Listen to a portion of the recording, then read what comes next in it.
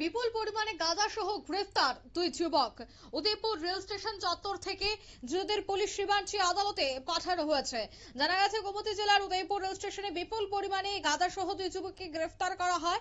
Police সূত্রে জানা যায় যে কাঠালিয়া এলাকা থেকে গাঁজা নিয়ে কাঞ্চনজঙ্ঘা এক্সপ্রেসে করে কলকাতা যাওয়ার পরিকল্পনা ছিল তাদের। আর তাদের গোপন খবর পেয়ে উদয়পুর রেল স্টেশনে অভিযান চালায় জিআরপি থানার পুলিশ। অভিযানে দুই যুবককে আটক করে তল্লাশি চালানো হলে তাদের কাছ থেকে লক্ষাধিক টাকা মূল্যের গাঁজা উদ্ধার হয়। যাদের নাম বেলুয়ার হোসেন এবং আরিফ হোসেন। উদ্ধার হওয়া গাঁজা বাজেয়াপ্ত করে দুই অভিযুক্তকে গ্রেফতার করা হয়। এই অভিযানে নেতৃত্ব দেন জিআরপি থানার পুলিশ বাপ্পি দেবনাথ, সৌরজিৎ দত্ত, পম্পা বিশ্বাস, হাবিলদার অর্ধেন্দু বিশ্বাস সহ অন্যান্য পুলিশ কর্মীরা।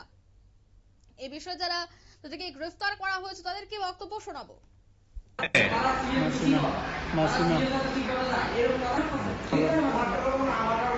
কতদিন যাবত চাষ করছিস এই গাঁজাগুলো? চাষ করি না, কিনে এনেছি।